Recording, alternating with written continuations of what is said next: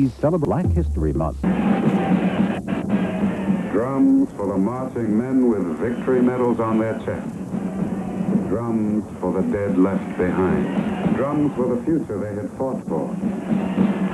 Drums when the black 369th Infantry returned from the front in the year 1919. Proudly they moved through the streets towards Harlem. Because they had fought gallantly to make the world safe for democracy, to black people everywhere, particularly the young, the future looked very bright.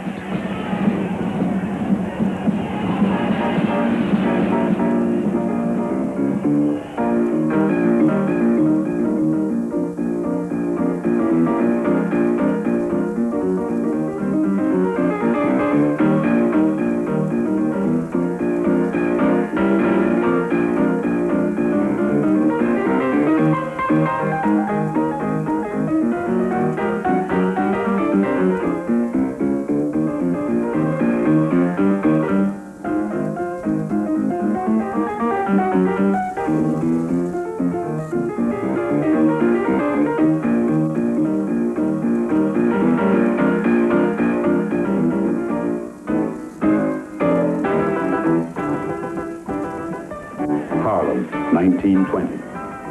A little more than 600 acres of land. Hundreds, thousands of black people were coming here, particularly from the rural areas of America. A few brought memories from Africa. The Indians were here first, then the Dutch took over. Then came the English, Irish, then the Jews. But then the blacks started moving in from other parts of New York City, and the whites began moving out.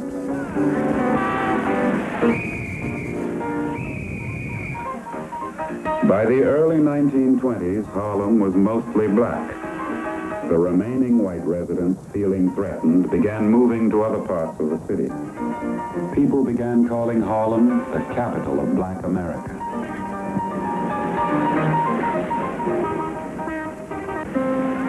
During the 20s, there were roughly 200,000 black people living in Harlem.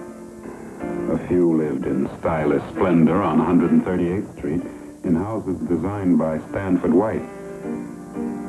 Unable to break down the walls of discrimination that separated them from the white middle class, they formed their own exclusive clubs. Some were pace-setters of elegance and fashion in the community. We actually had a millionaire in our midst. Her name was A'Lelia Walker. A'Lelia's elegance and high fashion were the talk of the entire city. She entertained royalty, high society, and the leading figures in the black community at her Harlem townhouse, and also at her palatial mansion at Irvington-on-the-Hudson. But A'Lelia Walker was one in 10 million.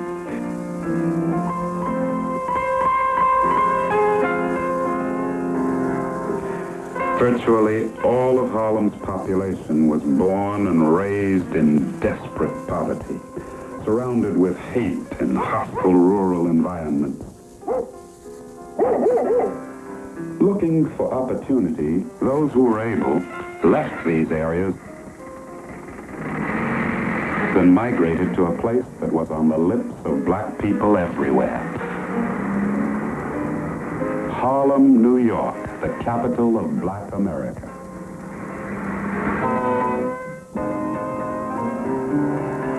In New York, we found greater freedom than we had ever known. Even though there were places blacks could not go to eat or live, even though it was a little more crowded than back home, black men and women could walk the streets here unmolested. During those days, we strolled a little more than most people. Any time of day or night, you could see young and old strolling up and down Lenox and 7th Avenues. In those days, Harlem was one of the nicest parts of New York City.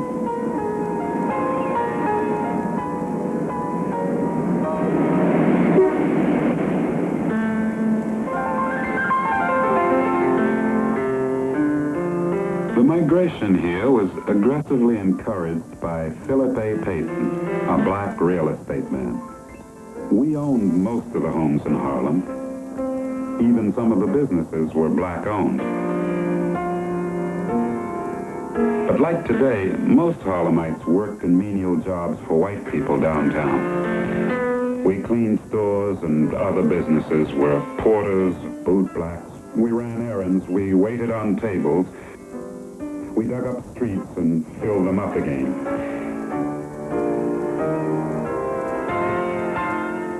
It was all most of us could do to make ends meet with the prices rising all the time.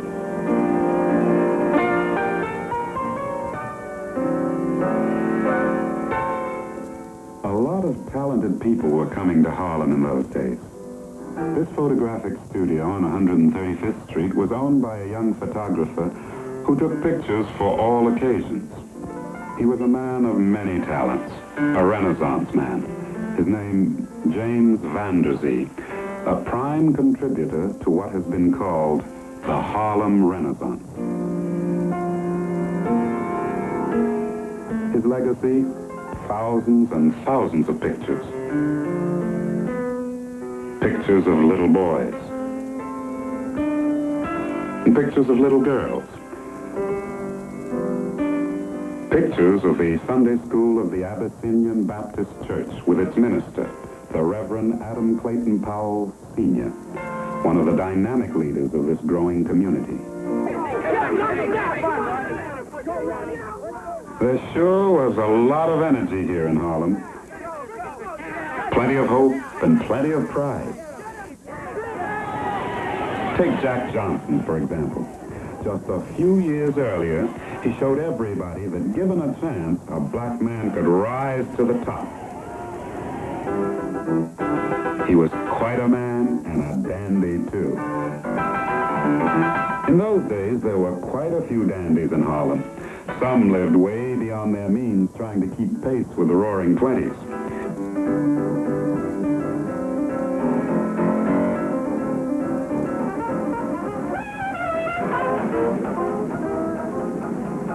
At night,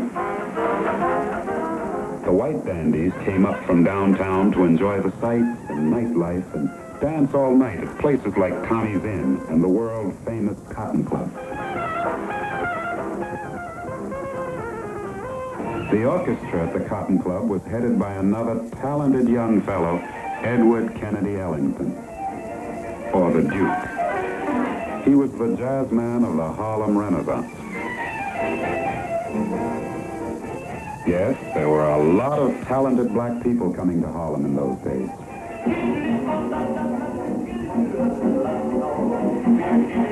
Cab Calloway, quite a performer.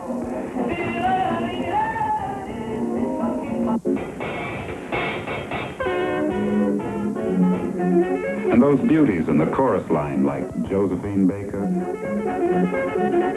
and Ethel Waters. They really had the town talking.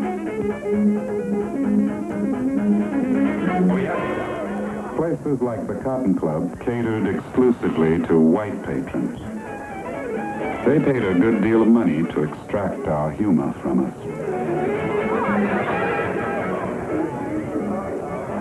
Because my mouth is wide with laughter and my throat is deep with song,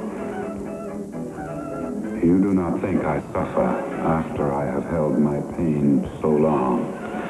Because my mouth is wide with laughter, you do not hear my inner cry. Because my feet are gay with dancing, you do not know why I die.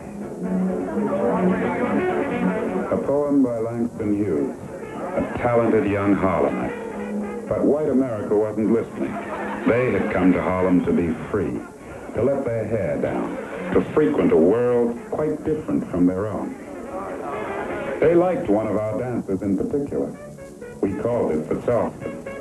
They took it downtown, and soon it was all over the country.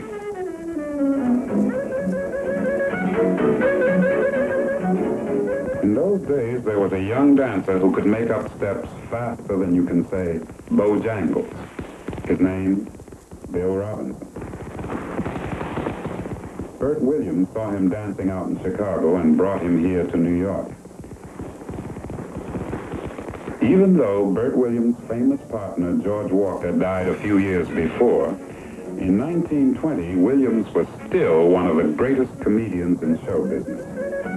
Williams always wanted to be a serious actor on the American stage, but white Americans wanted him to keep them laughing.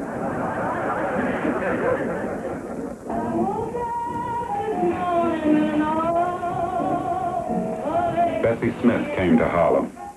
She had blues to sing.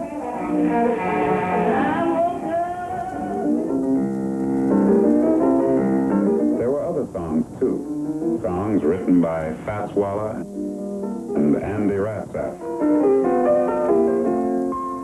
A renaissance was in the air in Harlem.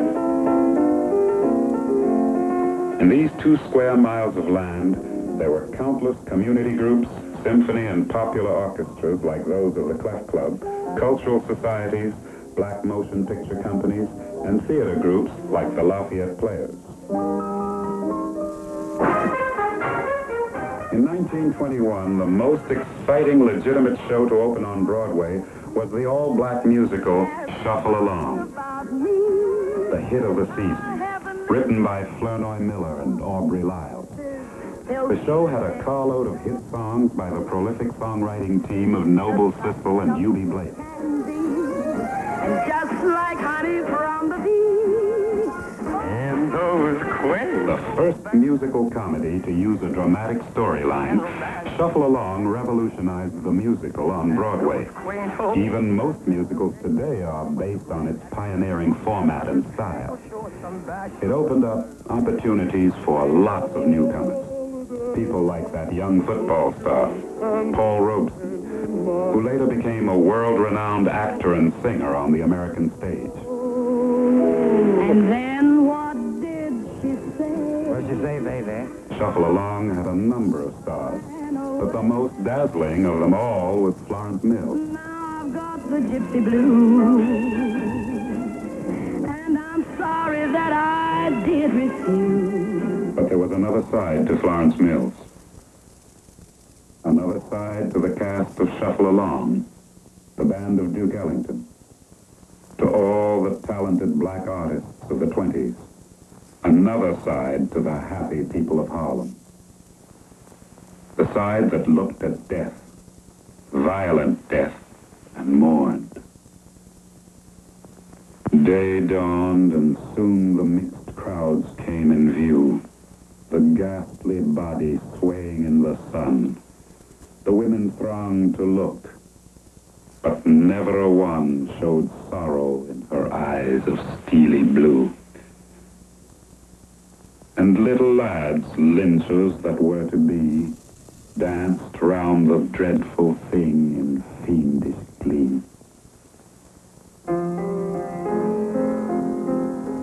There was a lot of talk about the young poets who had come to Harlem and who were expressing what people were feeling about the lynchings in America. Young poets like Claude McKay gave white America a glimpse of what is at the back of the black man's mind.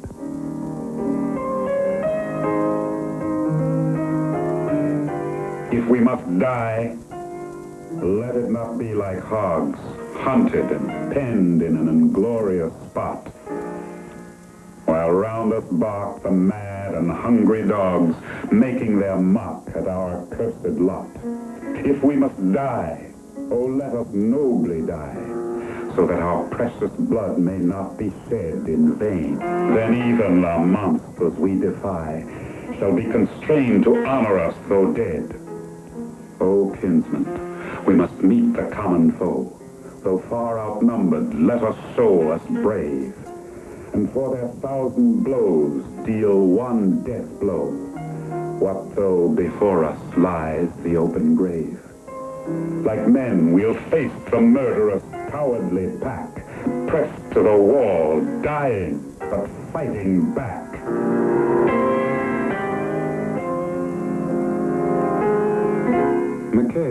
both of those poems. There was something different about these young poets. They didn't seem to see life the same way as the older people. Though their form and style was traditional English verse, the content and feeling of their writings was distinctly black. The young poet Langston Hughes had come to Harlem from out west. He writes about these young people, about their thoughts and their feelings. We younger Negro artists who create now intend to express our individual dark-skinned selves without fear or shame. If white people are pleased, we are glad. If they are not, it doesn't matter. We know we are beautiful, and ugly too. The tom-tom cries, and the tom-tom laughs. These were the new Negroes. Professor Alan Locke of Howard University wrote a book about them called The New Negro. In it, Dr. Locke leaves us a rich legacy of our history, our music, our art, and literature. In The New Negro, Dr. Locke speaks of a renaissance in Harlem.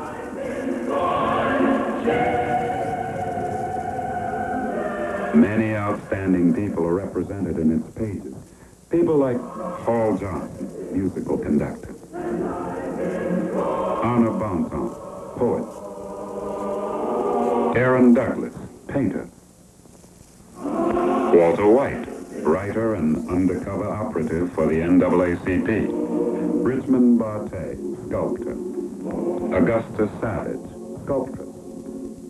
W.E.B. Du Bois, philosopher and activist. Arthur Schomburg, historian. Jessie Fawcett, novelist. James Weldon Johnson, poet, author, and head of the NAACP. And Rose McClendon, a leading actress of the Lafayette Players.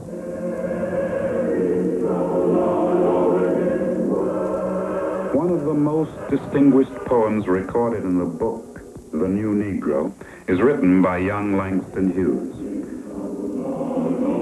After roaming the black communities of America and the rest of the world, working on freighters, waiting on tables, he captures the essence of the black experience.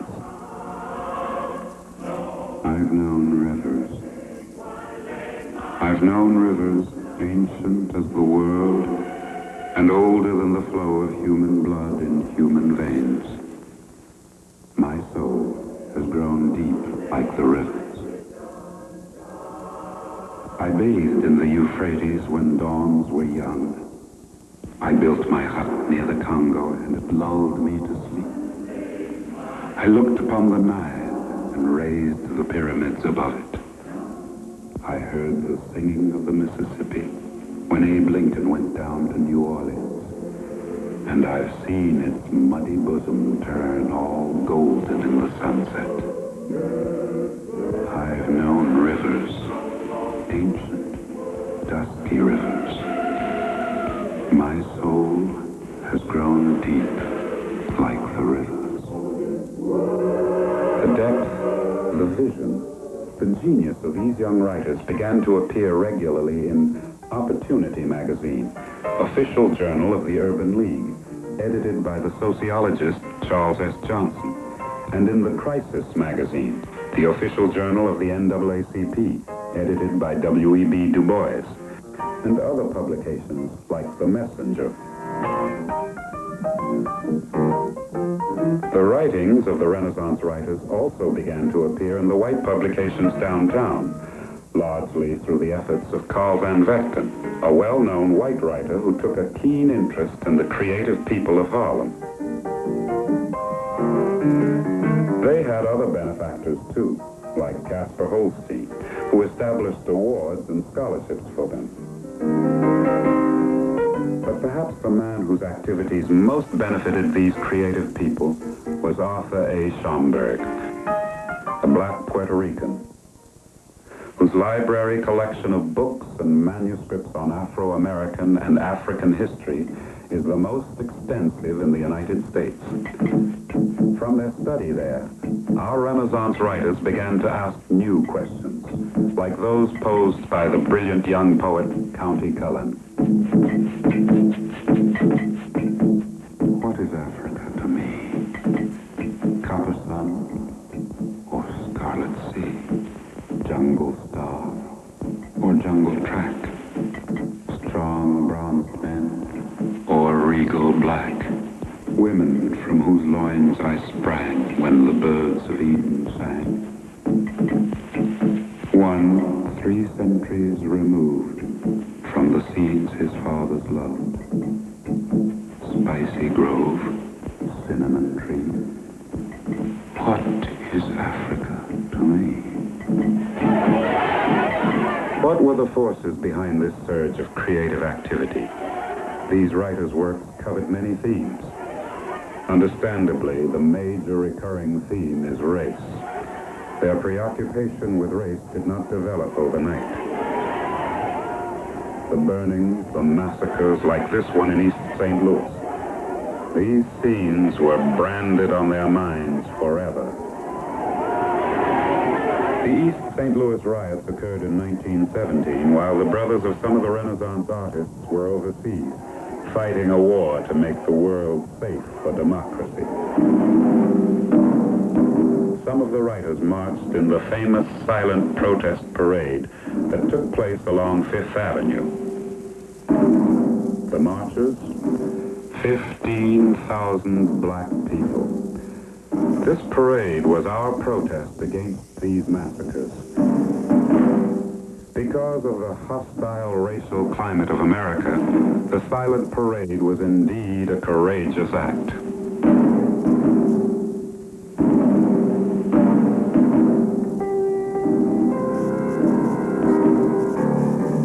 At the vanguard of the parade were the two most revered and distinguished leaders in Afro-American life, James Weldon Johnson and W.E.B. Du Bois. These two men were a continuing source of inspiration for the young Renaissance writers. They provided them with leadership and examples of scholarship. Their writings nourished the minds of these young artists. Working out of his office at the Crisis magazine, Dr. Du Bois created an unending flow of information on the black experience. His book, Souls of Black Folk, was required reading for the creative talents of the Renaissance. The distinguished poet, writer, and head of the NAACP, James Weldon Johnson, was the idol and mentor of many writers, artists, and young musical talents like the tenor Roland Hayes, who looked to him for encouragement.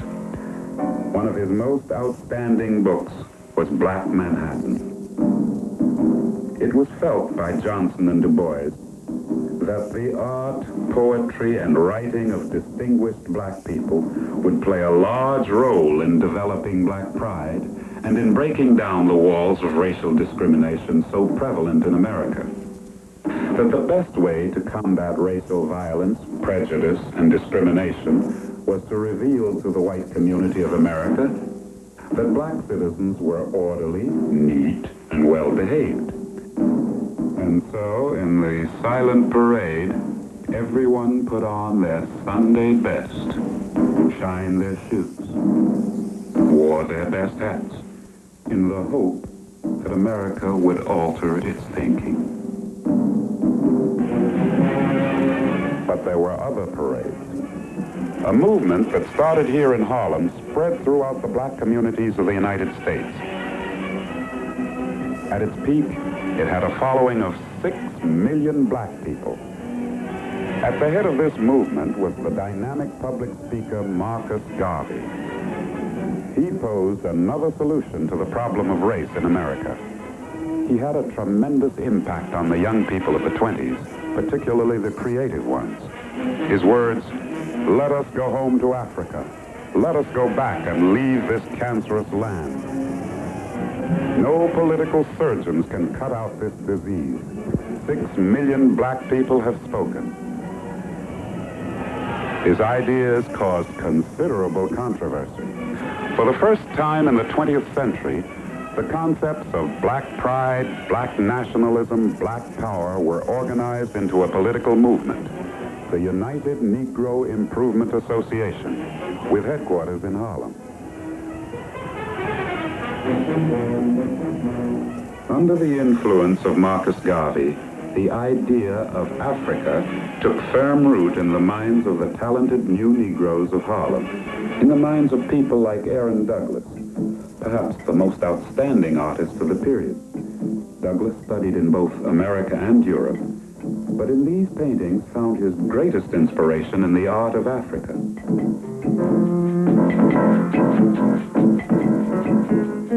More than any other artist of the period, his work symbolized the growing significance of Africa to black people.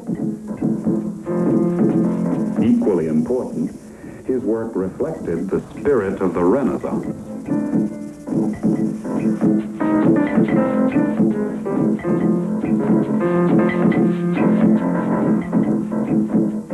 It is often said that we black people cannot speak of a Renaissance because prior to our subjugation into slavery and feudalism, we were savages fighting for survival in the jungles of Africa.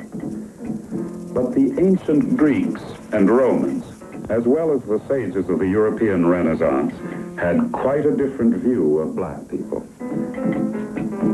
Even as late as 200 years ago, Count Volney, a high official in Napoleon's government, in describing the African people, said in his noted book, The Ruins of Empires, "There are people now forgotten, discovered while others were yet barbarians,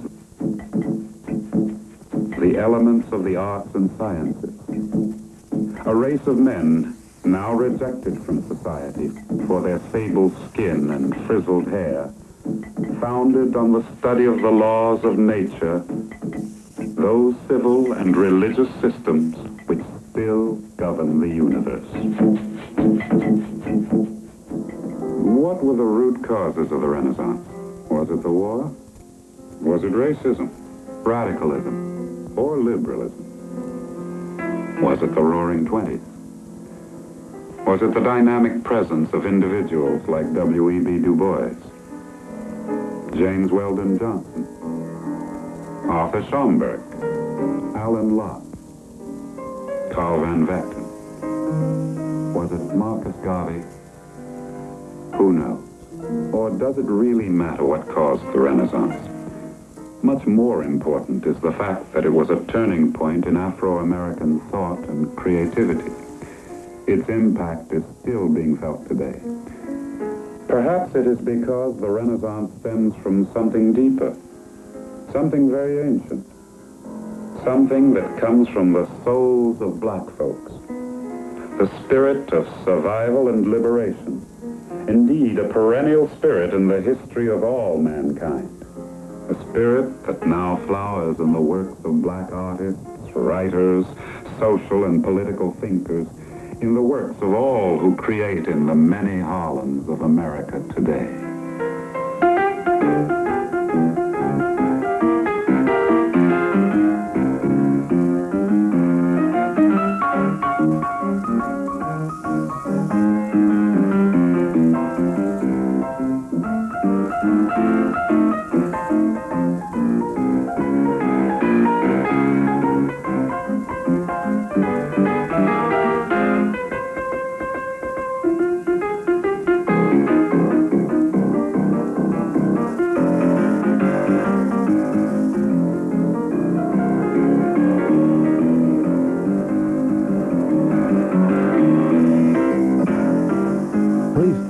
And have a pencil and paper ready.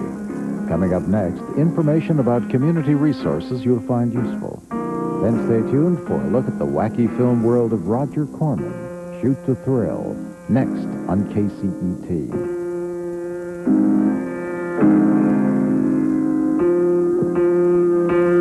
Some of the white bands came to stay there as well.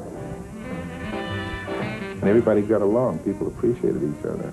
It was like carnival or smorgasbord type thing, atmosphere, just all different things were going on.